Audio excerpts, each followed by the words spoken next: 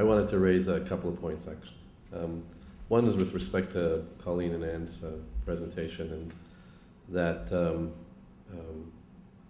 there seems to be, in a sense, a public understanding of the horror of sterilization that, in particular, this province was become infamous for, both because of the false science as well as the idea of what was done to people. But what I found interesting is when I was talking to people who, over and over again, who have been sterilized, is they didn't really focus on the false science, for example, or even so much on the eugenic idea as the fact that they were personally denied the opportunity to parent.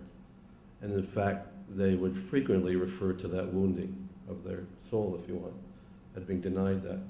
It's not that every person with developmental disability can parent, of course, but that's also true for people without developmental disabilities. It's that I don't think, while we take this firm stand as a society to a greater degree today, I don't think we've come to a place yet where we understand or have the capacity to see that people with developmental disabilities can parent and should be supported to do so. And in fact, the denial of their parents, in fact, is as systemic in some ways as sterilization was today. And it's true, in fact, across cultures when we've done that research.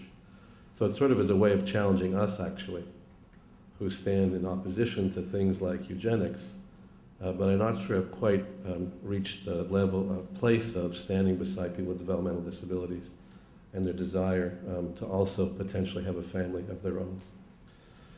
The other is to maybe provoke or stimulate a little bit of debate around your comments, Simo, if I can use your first name. I'm Bruce, by the way. And that is the idea that information, for example, could either be neutral or provided in a way that allows people to really make a choice. One is, of course, I don't agree that that choice should be enabled in the first place, so I can state my bias up front. I think, for example, with selective abortion, at least in the Canadian context at the moment, we're pretty clear that shouldn't be allowed, and in fact is illegal on the basis of gender. Because we have a position, even though we have prejudice in gender in our society, that says that would be immoral and wrong, and would in fact jeopardize those to which we're generally prejudiced, which is women. And so we don't allow selective abortions on the basis of gender. I think if we held the same view about disability, we could argue it's not a question of information, it's a question of saying what's moral and right, and it isn't right to allow for selective abortion on the basis of disability. Nor do I believe information, in fact, could ever be neutral in a context in which there's such systemic oppression and devaluation, that the information will always fail. And so you'll still get large percentages of people choosing to abort until we change the oppressive nature. The other was about maybe there's some things doctors shouldn't be allowed to do. Couldn't agree more. But in your argument it was they shouldn't be allowed to sustain life sometimes because it maybe isn't sustainable. And there are moments like that. But if we can limit them from doing that, we can potentially, at the same time, I think, just as logically argue they should be prevented from doing other things. So I don't think we can argue they should be allowed this but not that. If we can draw lines on that point, we should be able to draw lines also on when life should be valued and sustained.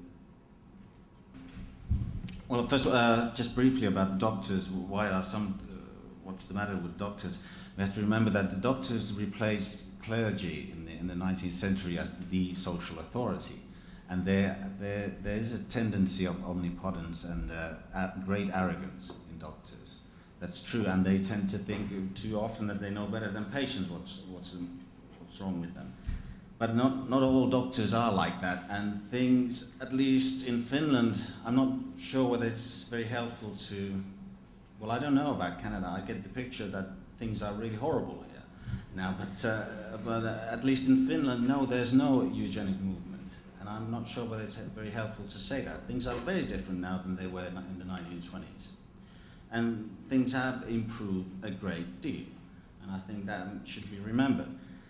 And as for selective abortion, I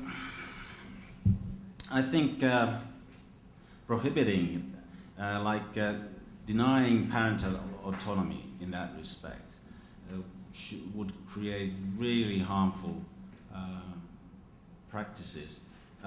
It is problematic, yes, and like you said, that the sex selection we consider to be wrong. Why not on the basis of impairment? Well, there's a There are quite a few issues.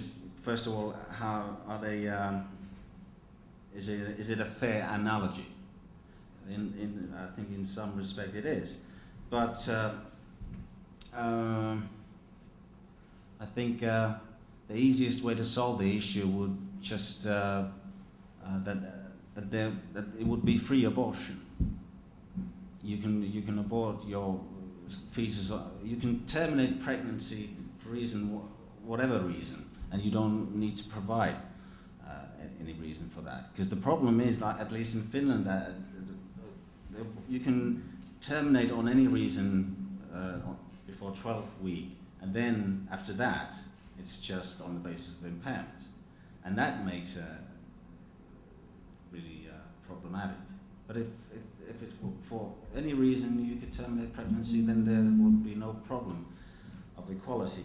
And maybe that's why there's, with a 90% abortion rate of trisomy 21, maybe that's why there doesn't need to be a eugenics movement postnatally in Finland.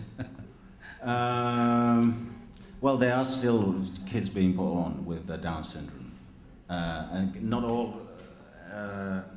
all women do take these tests. They don't all take, and the tests are not perfect. Besides, but it's. I mean, I would seriously advise thinking hard before aiming to prohibit selective abortion, and whether it's the right way to create a equal and just society, and then you have to think, who would it serve? Would it serve people with disabilities, and would it be and the price for trampling upon people's autonomy, is that the price that we're willing to pay?